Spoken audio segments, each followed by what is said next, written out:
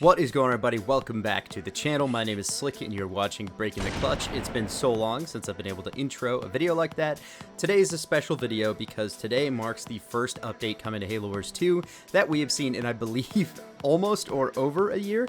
And it's kind of insane because that means we're officially getting a new season to be playing ranked. It also means that a lot of constant complaints and other issues that people have been experiencing with the game are actually going to be nullified with the patch.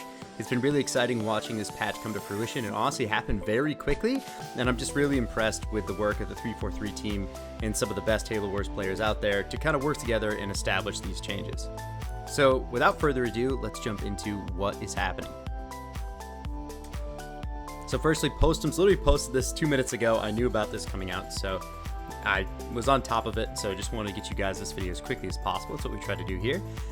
Just gonna be going over every single little detail that is listed here. I might provide a little bit of analytical feedback, some analysis. I've been talking with a lot of the top Halo Wars pros and just players in general. We're all in like a group chat. I'm not considered a pro, sorry. I didn't mean to throw myself in there. But, you know, talking about these things really does help get the developers to the right buffs and balance changes. So without further ado, again, let's take a look. So global changes to help increase the usability of turret drops and bunkers. We have reduced the amount of damage mines do towards buildings. So mines building damage has been reduced by 50%. So that's all mines, right? All mines. That means Pavium's mines, Serina's, or Serina's, even the ice mines. That means every single mine in general. You get what I'm saying. That's just really helpful. It's totally true that turret drops are utilized basically for their stun right now. But other than that, they don't really do that much DPS. They're super slow. They're like, the amount of damage they do in the time that they're on the field is just not anything. And of course, bunkers, in my opinion, I think bunkers are fine. But mines do a lot of damage to this. So it's good that they're reducing that.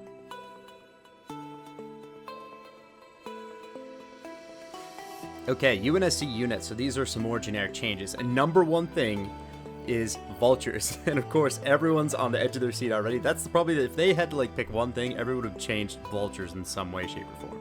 So vultures have been dominating a bit too much and are too effective directly versus the units that are meant to counter them, and basically everything. Some changes are being made to help reduce their dominance. Vulture changes Phoenix missile damage reduction versus anti-air specific units through creating a new weapon type for it versus ground units. A power cost increase from 75 to 100. So that sounds kind of confusing. To simplify that for you guys, of course, they're going to cost more power. They already take a long time to build. They already cost a bunch of supply. So increasing their power cap may not seem like a lot, but it really does add up when you've got like 25 vultures to produce.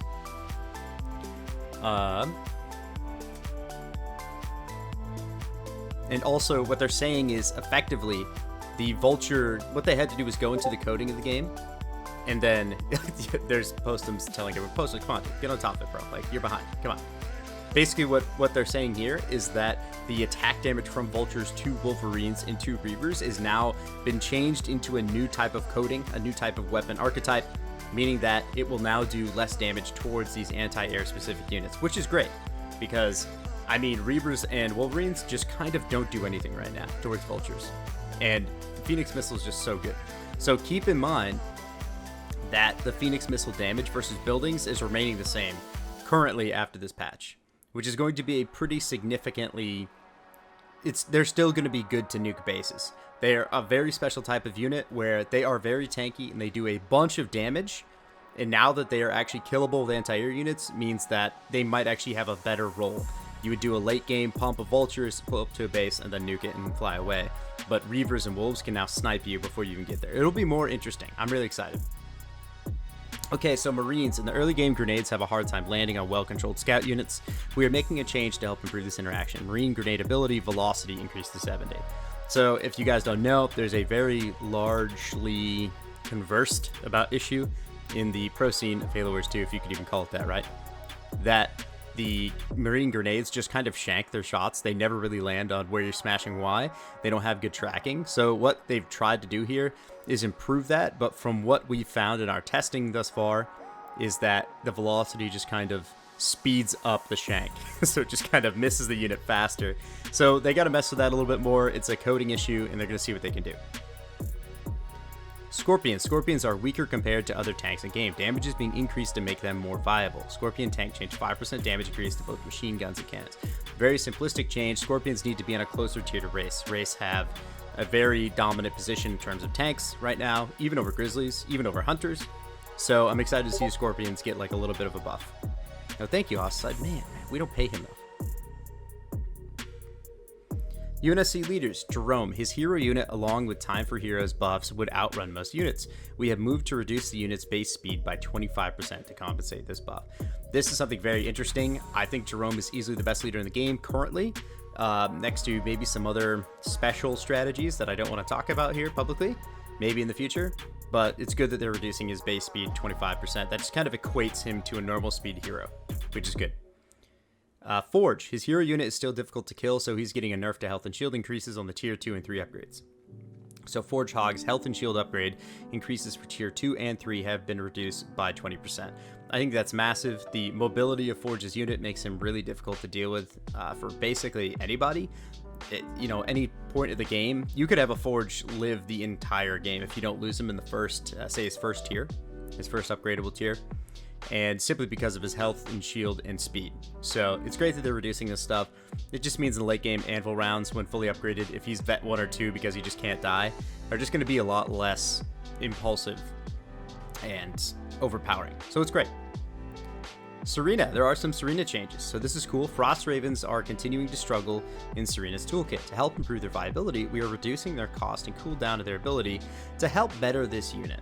So that's just fantastic. Nick has actually done a video recently, if you guys haven't seen it on the channel, where Nick uses only Frost Ravens for an entire game. It was massively requested by you guys, and Nick actually loves them. They're very strong. Their Y button is amazing on frozen units. They freeze very quickly. They're actually really good units. However, they have some issues. They cost too much, which is exactly what the pro scene has been voicing to 343, and now we have this change. Cost reduction reduced from 250 supply 100 power to 200 supply 80 power. Cooldown reduction on their ability reduced from 45 to 30 seconds.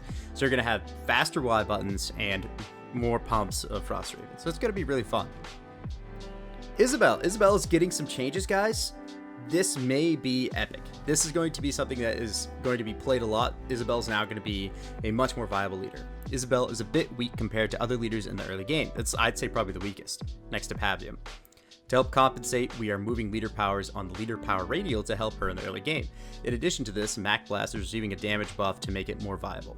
So leader power swap. So that means they are swapping heavy metal, which I believe is right next to Holo Decoy in the first tier in the first LP for Serina, or I mean Isabel, sorry. So they're swapping Lotus Mines to be in that first tier, which is pretty epic. I think that's really helpful because Holo Decoy is great, but if you can get a Spartan out and ground pound someone and then combo with mines, you can actually just hold the beginning game with Isabel, which is great.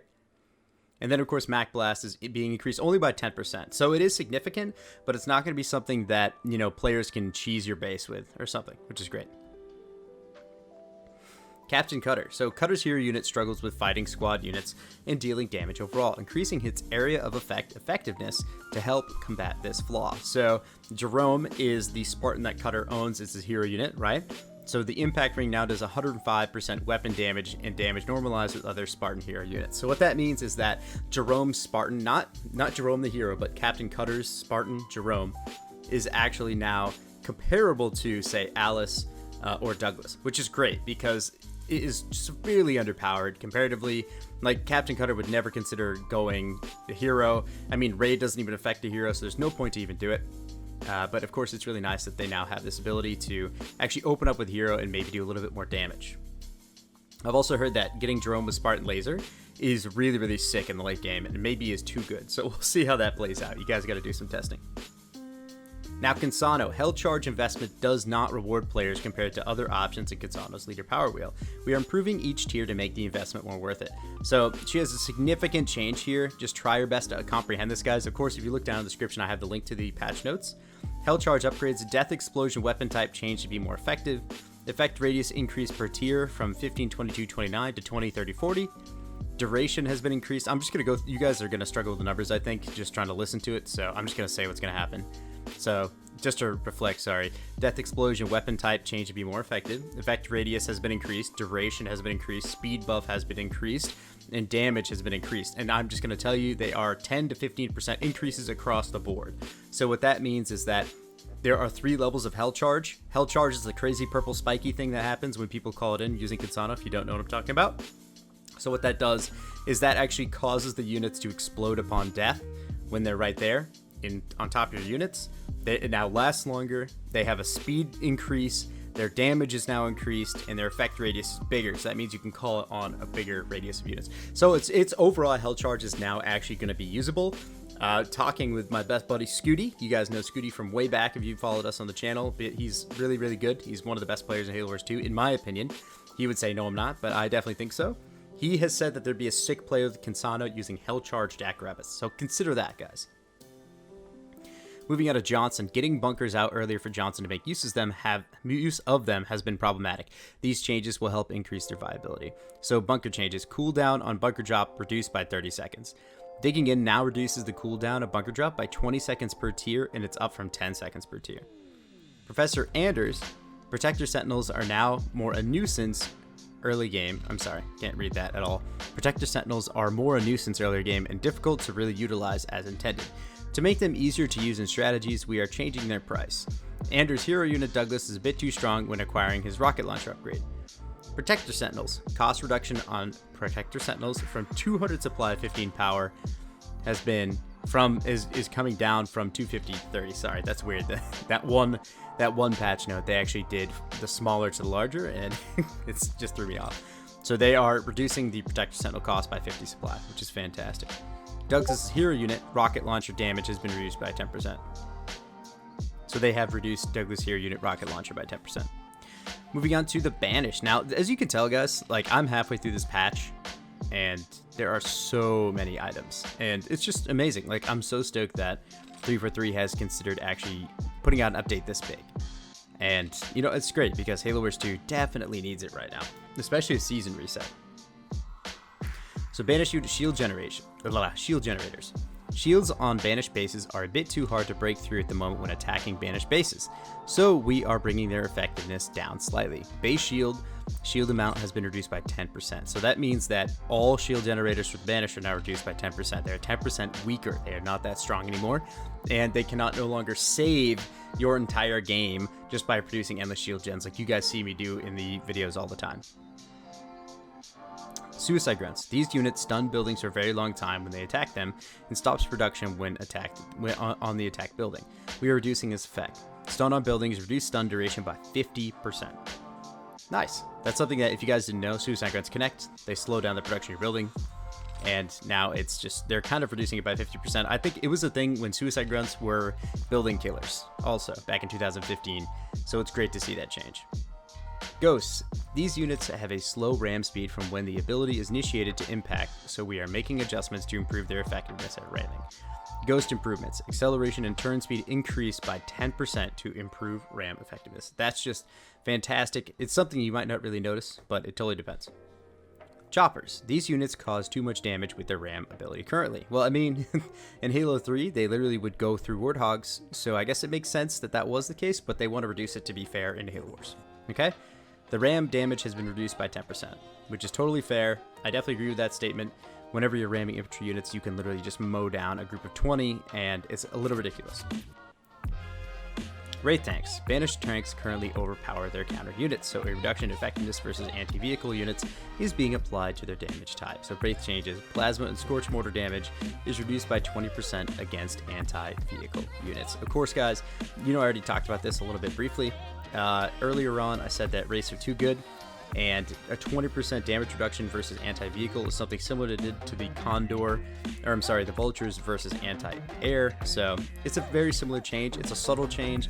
It just means that the units that are anti-base, so Hunters and, you know what I'm saying, Hunters and Reavers, for example, are now going to be directly more countered units. They're going to actually do their job, which is fantastic. Getting into Banished specific leaders, Voridus. When players get caught in Voridus infusion, slow-moving infantry is punished too much and can be denied areas with infusion too long. I just butchered that. I apologize. You get it though. Infusion changes. All infusion pool durations reduced by 15%. Infusion damage versus light infantry reduced by 5%. Grenadier damage versus light reduced. Grenadier veterancy damage buffed by 10%. Grenadier veterancy has been reduced by 10%. And Grenadier infusion siphon damage reduction buff by 5%. So those 6 different things there are all just to kind of put Voridus in a better spot competitively. Voridus is actually, in my opinion, the strongest early game and then also late game Banished leader currently, which I know a lot of people might argue. I hear you, but in the right hands, in the top tier players, Voridus is actually the best leader. It's good that we're seeing these changes. It means that early game he's actually going to be more settled down. Pavium, my absolute favorite leader here. This is so important to me that he gets some kind of change. Let's read what happens.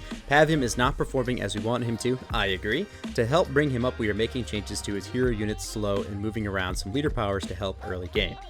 Hero unit, paint target ability slow increased to 40 to 60% from 20 to 40%. That is humongous to me. That is literally his best ability. When he has that red laser effect, guys, when he hits his Y button, the red laser is painted. Units that are painted not only become weaker and their armor is reduced, but also they are slowed massively. So it's great to see that that's a thing. Leader power changes. Wraith Invaders have been swapped with Ultramines to be similar to other leaders' transport vehicle locations. So when I read that initially, I was kind of nervous about it, to be completely transparent with you guys.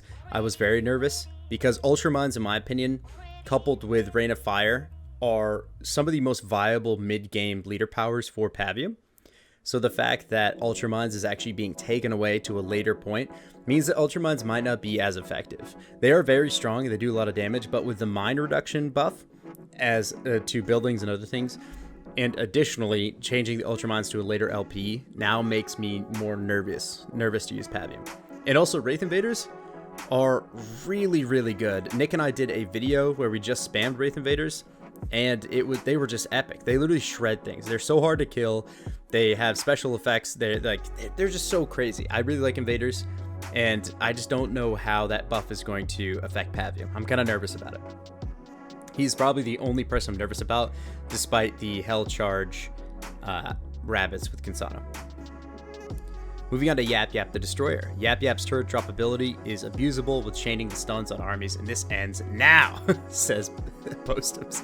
Shade turret drop no longer stuns enemy units when dropped near them. So that's just a simple change. Shade turret drop, as you guys know, can be spammed pretty hard, especially when upgraded. So not slowing down your army, especially in the early game. The third point, you know what I'm saying? That's probably the most influential moment of the game. It's great to see that they're actually adjusting that to make it a little more bearable. And then, of course, Colony is the last update so far. The Hunter Captain can be very hard to kill in most situations. Debatable. We're making a subtle change to this. Hunter Captain reducing his base health by 5%. And that is totally understandable. His base health, meaning his shields, will not be adjusted. But his base health being reduced means that as his shield does get dropped, which is difficult, he still does have the Siphon ability if you upgrade him once. It's great that he actually has some kind of nerf in at least the subtlest way, and I think this is the easiest way they could have done it, is just simply reducing the base health by 5%. Okay, that is officially everything on the list. Guys, the new season is live. Go out there and go ahead and play. Thank you guys so much for watching this video. I really appreciate it. I know it's a little different from our normal thing. This is something that we've all been waiting for. It's great to have it out, and I'm excited to officially get back and playing some Halo Wars 2 competitively. All right, guys, have a good day.